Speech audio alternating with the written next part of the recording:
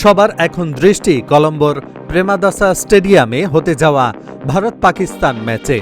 দুই প্রতিবেশীর match high voltage হলেও তাতে বাড়তি ঝাঁজ আছে।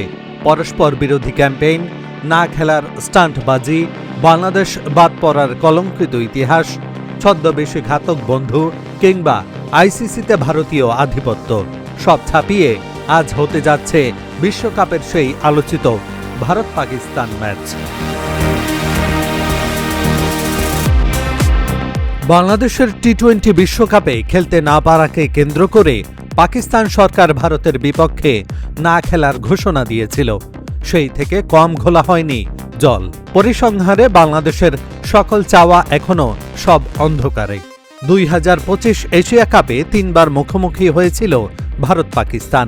কোনোটিতেই টসের সময় দুই দলের অধিনায়ক এবং ম্যাচের শেষে খেলোয়াড়রা হাত মেলাননি, যা পরবর্তী সময়ে নারী বিশ্বকাপ, অনূর্ধ্ব-19 এশিয়া কাপ, অনূর্ধ্ব-19 বিশ্বকাপ এবং রাইজিং স্টার্স এশিয়া কাপের ভারত পাকিস্তান ম্যাচেও দেখা গেছে।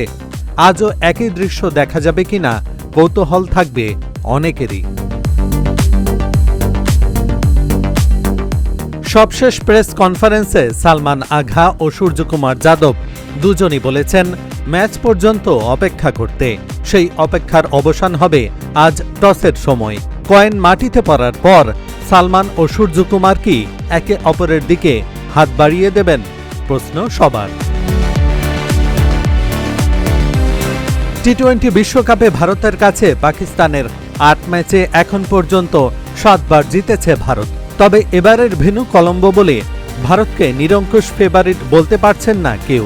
বিশ্বকাপের পিচগুলো বেশ প্রাণবন্ত এবং ভারসাম্যপূর্ণ, যেখানে ব্যাটসম্যান, বোলার দুই পক্ষই ভালো সুবিধা পাচ্ছেন। প্রেমাদাসা স্টেডিয়াম ঐতিহ্যগতভাবে স্পিন সহায়ক। এছাড়া এর স্কোয়ার এবং স্ট্রেট বাউন্ডারিও অনেক বড়। এখানে গায়ের জোরের চেয়ে কৌশলী ব্যাটিং, বোলিংই বেশি কাজে দেবে। তার উপর পাকিস্তান কন্ডিশনের সঙ্গে ভারতের চেয়ে বেশি পরিচিত। বিশ্বকাপের ম্যাচগুলো সালমানরা এখানেই খেলছেন। দুই দলই স্পিনারে ঠাসা হওয়ায় মূল দায়িত্ব এখন ব্যাটসম্যানদের কাঁধে। ভারত পরিস্থিতির সঙ্গে তাল মিলিয়ে গিয়ার পরিবর্তন করতে পারে, অন্যদিকে পাকিস্তান কিছুটা নড়বড়ে। তবে বাংলাদেশকে নিশানা করে রাজনীতির শেষ হয়নি এখনো। বাংলাদেশ না থাকলেও ঠিকই মঞ্চস্থ হচ্ছে সেই হাই ভোল্টেজ ম্যাচটি।